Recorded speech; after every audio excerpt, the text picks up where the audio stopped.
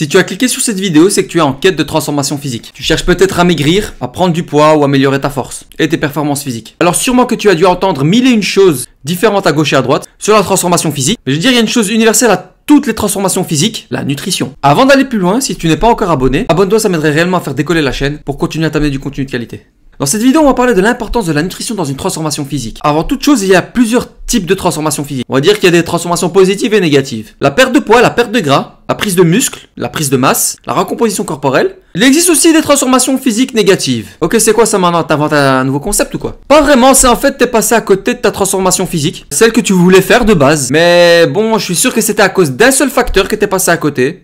La nutrition. D'après la science, la seule manière de perdre du poids ou de prendre du poids est le déficit ou l'excédent calorique. Pour perdre du poids, il faut simplement dépenser plus d'énergie que ce que tu en consommes. Et pour prendre du poids, l'inverse. Il faut simplement consommer plus d'énergie que ce que tu en dépenses. Pour faire simple, imaginons que ta dépense énergétique de base est de 2000 calories. Si tu consommes 2200 calories et que tu en dépenses 400 sur la même journée, tu seras donc en déficit calorique. Pourquoi? Parce que 2200 moins 400 égale 1800 calories. En soi, tu auras consommé que 1800 calories sur ta journée. Maintenant, supposons que tu veux prendre du poids. Tu dépenses toujours 400 calories à l'entraînement. Mais là, tu veux prendre de la masse. Et pour être en excédent, il faudra que tu consommes plus que 2400 calories. Minimum. Je te recommanderais même 2600-2700 calories. À ce moment-là, tu auras consommé plus que ce que tu as dépensé. C'est la base pour la prise de masse et la perte de poids. Généralement, si tu respectes ce principe, tu prendras ou tu perdras du poids. Par contre, si tu gères mal ton déficit calorique, il se peut que tu te retrouves souvent fort fatigué. Surtout si tu cherches à perdre du gras, il se peut que tu perdes plus de muscles que prévu. Généralement, on perd toujours un peu de muscle quand on perd du poids, même si on fait une perte de gras parfaite, tu perdras un peu de muscle.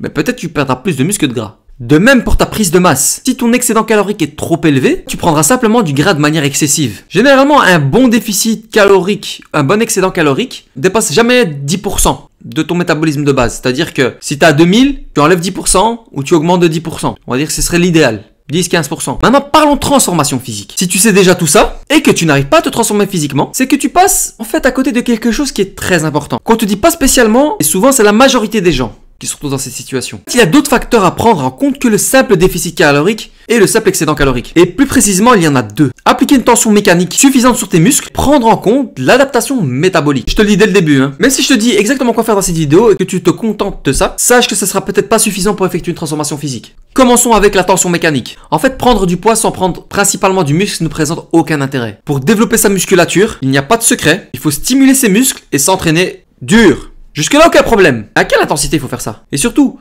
c'est laquelle la bonne intensité? Avant toute chose, je vais te définir c'est quoi la tension mécanique, peut-être que tu le sais pas. C'est simplement la force qui est appliquée à tes muscles durant un exercice. Cette force, elle est générée par la résistance à laquelle tes muscles sont soumis, comme lorsqu'on soulève une charge lourde en musculation. En gros, plus la tension mécanique est élevée, plus la réponse hypertrophique sera élevée. Ensuite, si tu veux optimiser au maximum la croissance de tes muscles, il te faudra effectuer tes exercices avec la technique la plus appropriée à ton objectif. Tu l'auras compris, il te faudra soulever suffisamment lourd et de la manière la plus correcte possible pour stimuler la croissance musculaire. Il faudra bien sûr prendre en compte le bon volume, la bonne intensité et la bonne fréquence d'entraînement. Lorsque tu appliques une tension mécanique sur tes muscles, tu vas créer des micro-déchirures dans tes fibres musculaires. C'est là que va rentrer l'importance de la nutrition. Parce que s'il suffisait simplement de s'entraîner et tu manges pas, frère, tu vas maigrir. Pour stimuler la croissance musculaire de la manière la plus optimale possible, tu dois les nourrir. Et comment tu les nourris? Avec des protéines. Pour stimuler la croissance musculaire, tes muscles ont besoin d'un apport suffisant en protéines. Ces derniers vont aider à la réparation des fibres musculaires qui auront été endommagées durant l'effort musculaire. Cela permettra à tes muscles de grandir et de devenir plus forts. Cependant, une augmentation de la masse musculaire entraîne également une augmentation du métabolisme de base, ce qui nous mène au second facteur, l'adaptation métabolique. Ok, c'est quoi cette expression de barbare?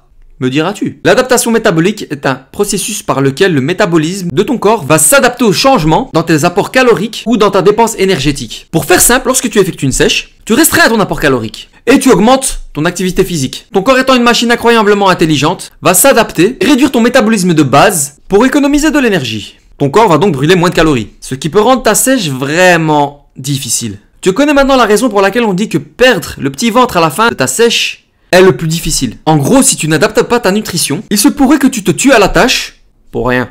ou alors simplement avec très peu de résultats. Maintenant que tu sais comment effectuer une transformation physique, tu dois vraiment appliquer une tension mécanique adéquate et maîtriser ton adaptation métabolique. Il faut que tu réagisses de la bonne manière dès que tu envoies les premiers signes arriver. D'ailleurs, je t'ai préparé une petite vidéo que j'ai mis dans la description où je t'explique comment reconnaître les signes de l'adaptation métabolique et surtout comment les inverser. Je te donnerai aussi 2 exemples de cas pour une perte de gras et une prise de muscle. Clique sur le lien dans la description pour y avoir accès. Si tu as aimé la vidéo, mets-moi un pouce comme ça. Simple et efficace, c'était Wassim.